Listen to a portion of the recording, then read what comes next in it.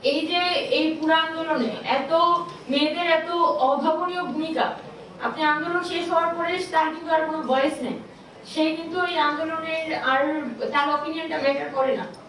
তো এই কোশ্চেনগুলো তো ওঠাটা অনেক বেশি জরুরি। আমি আমার নিজের ভাবে বলছি না, আমি একটা আন্দোলনের চেহারা হিসেবে বলছি যে আমরা তো এই আন্দোলনের থেকে তো কি আসার কথা ছিল, যে এখানে তো প্রচুর নারীদের, প্রচুর ফিমেল ভয়েস এখান থেকে আসার কথা, কিন্তু সেই অনুযায়ী কিন্তু আসছে না।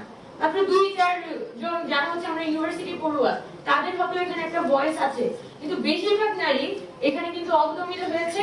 এবং বর্তমানে আরো খারাপ সিচুয়েশন, যারা আন্দোলনে ছিল, ফোরফ্রন্টে ছিল, তারা নানানভাবে সাইবার বুলিং এর শিকার হচ্ছে, হ্যারাসমেন্টের শিকার হচ্ছে, এবং তাদের পরিবার থেকে, আমাদের পরিবার থেকে একটা চাপ আসছে যে আমরা যাতে আস্তে আস্তে নিজেদেরকে গুটিয়ে ফেলি, কারণ আমাদের তো সোসাইটিতে সার্ভাইভ করতে হবে।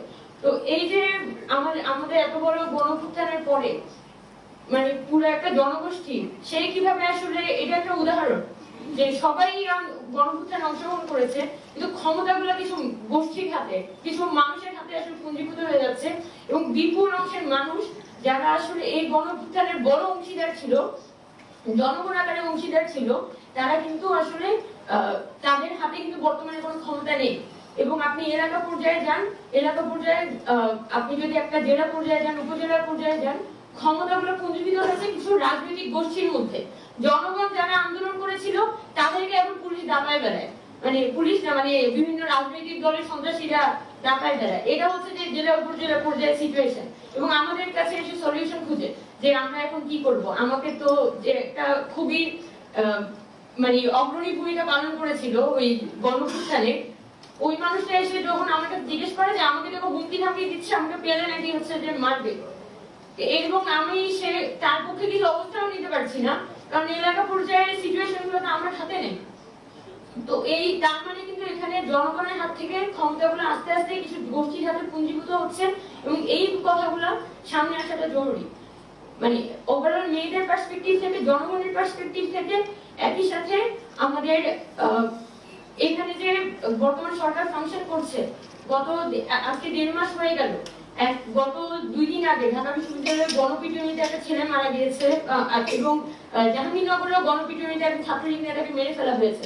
যে এখনো পর্যন্ত দেশের মধ্যে যে ল এন্ড অর্ডার রিস্টোর করা যাচ্ছে না, এবং আমাদের যে উপদেষ্টারা তারা মানে এরকম ওপেনলি, মানে আমার পক্ষে কিছু করার নেই, আপনার পক্ষে কিছু করার না থাকলে উপদেষ্টা হয়েছেন কেন? এটা তো খুব ইজি বিষয়। আপনি তো ওই দায়িত্বটা নিয়েছেন, এবং আপনার পক্ষে যা করা সম্ভব, একদম সর্বোচ্চ যেটা করা সম্ভব সেটা আপনি করবেন। এই কমিটমেন্ট থেকেই তো আপনি উপদেষ্টা হয়েছেন। না হলে জনগণের ম্যান্ডেট নিয়ে এত বড় গণঅভ্যুত্থানের পরে যে উপদেষ্টা মন্ডলী হইলো, সেটা না আমার কাজ কি? আপনি যদি এরকম একটা আমি কিছু জানি না, আমি কিছু বুঝি না, আমি একটা অসহায় মানুষ, এভাবে অ্যাপ্রোচ করতে থাকেন, তো এটা হচ্ছে যে আমার বিশেষ করে এই যে বর্তমান অন্তর্বর্তীকালীন সরকার ফাংশন করছে, তার প্রতি আমাদের একটা সকল জনগণ, আমাদের সবার ছাত্রদের একটা বড় ধরনের কোশ্চেন যে আপনারা ফাংশনাল হন, আপনারা আরো অ্যাক্টিভ হন, এবং আমি কিছু বুঝি না, আমি কিছু জানি না, এই পজিশন থেকে বের হয়ে আসুন।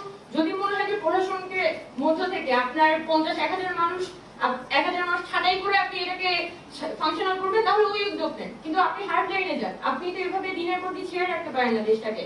তো আমরা মনে করি যে এখানে অন্তর্বর্তীকালীন সরকার যে ফর্মে ফাংশন করছে, এটা আমাদের গণঅভ্যুত্থানের আকাঙ্ক্ষার বিরোধী, এবং এই গণঅভ্যুত্থানের আকাঙ্ক্ষাটাকে আফল করার জন্য আমাদের ছাত্র জনতাকে এখানে ইনক্লুড করতে হবে, একই সাথে আমাদের সরকারকে আরো কঠোর হতে হবে। আমরা কোনোভাবে আমাদের এই যে অভ্যুত্থান, সেই অভ্যুত্থান থেকে ব্যর্থ হতে দিতে পারি না।